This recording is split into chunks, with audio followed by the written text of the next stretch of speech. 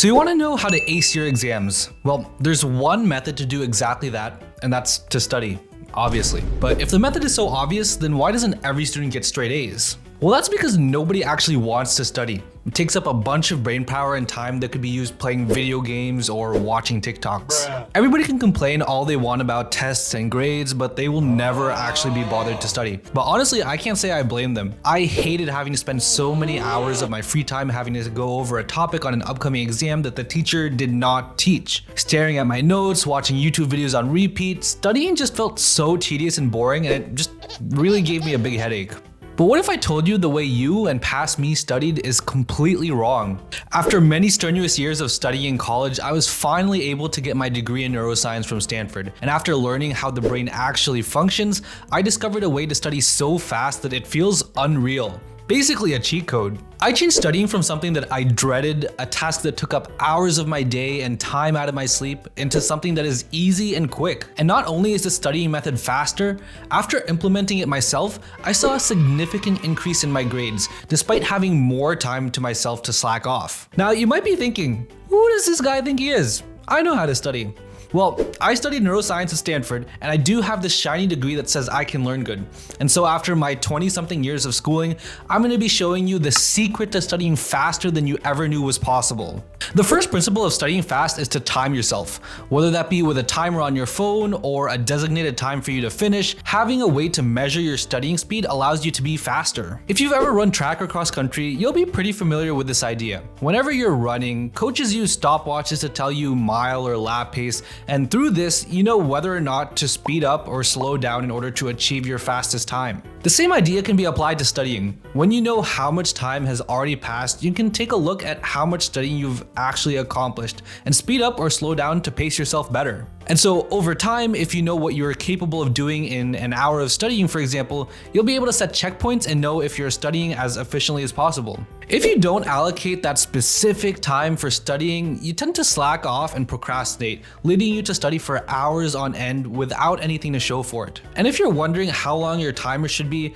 I would choose a time that seems unrealistic but not entirely impossible. You'd be surprised with how much you can actually get done in such little time. When I first used this method, I tried to set myself a 1-hour timer to study information that would normally take me 4 hours, and surprisingly, I basically did. Although it may seem unrealistic, just having a go at it will make you be much more efficient. So don't set a time that actually seems impossible though, because then you won't even feel like it's worth an attempt and you'll just waste time in the process. A lot of people also talk about the Pomodoro method, where you study for maybe like 25 minutes at a time and then you take a break for 5 minutes. I'm not a super big proponent of the Pomodoro method because I don't think you can actually get in a super good flow state in such a short period of time, and I honestly wouldn't trust myself to take just a 5-minute break.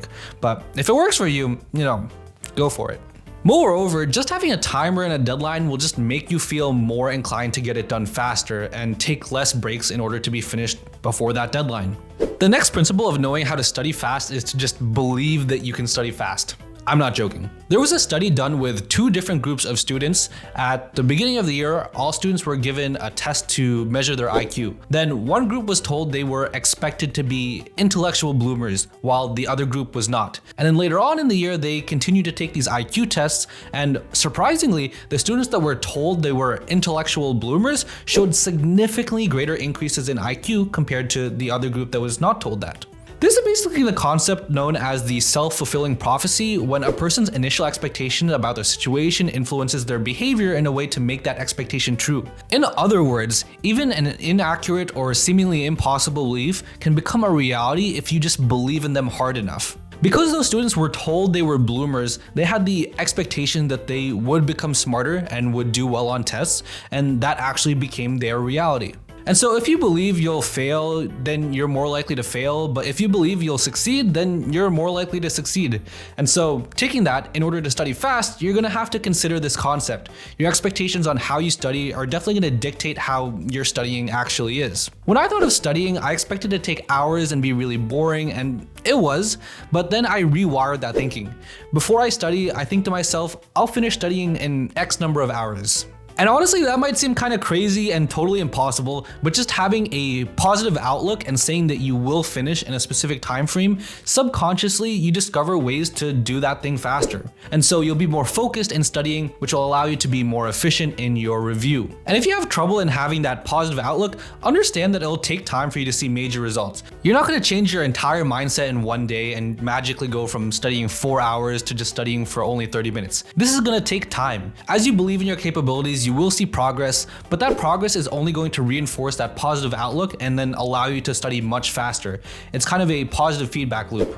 The next principle that you must understand is Pareto's Principle. Pareto's Principle, for those of you who don't already know, says that a small amount of input, like 20%, amounts to a large amount of output, like 80%. So in other words, the majority of your results come from a lower amount of effort. 20% of the work gets you 80% of the results. And then in studying, there are going to be concepts that are more important than others. Those important concepts are going to make up your 20% of input. You don't actually have to study every single concept in order to get good results. You can just focus on the right concepts in order to make the most of your time. The reason that studying takes a long time for people is because students don't know where to start and just end up trying to remember every piece of information that could possibly be on the test. But that really shouldn't be the method you use because it's so inefficient. Why waste time on topics you already know well or topics that are probably not going to be on the test? That kind of material is like the 80% of input that is only going to be giving you the 20% of the results. Even if you review those intensely, you won't really notice your effort through your results. So instead, keep in mind Pareto's Principle and highlight the topics that you're weak in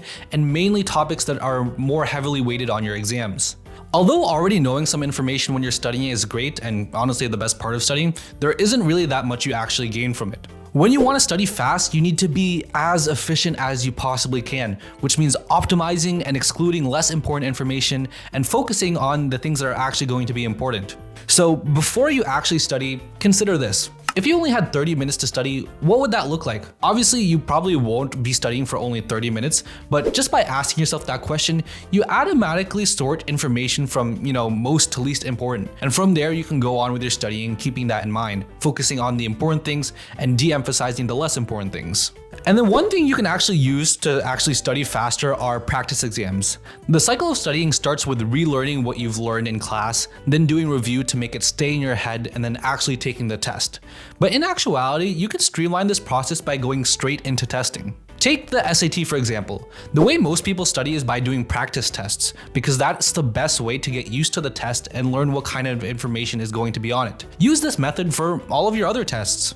Even if you first go through a test and don't know anything, the best way we learn is from recognizing our mistakes. Reviewing what you got wrong on your test makes it less likely for you to make that same mistake later on. And this way of learning information really sticks in your mind much better than reviewing and relearning does. And so honestly, if you want to learn how to study fast and do well on your exams in order to get good grades, just keep these principles in mind and maybe one day you'll be more like me.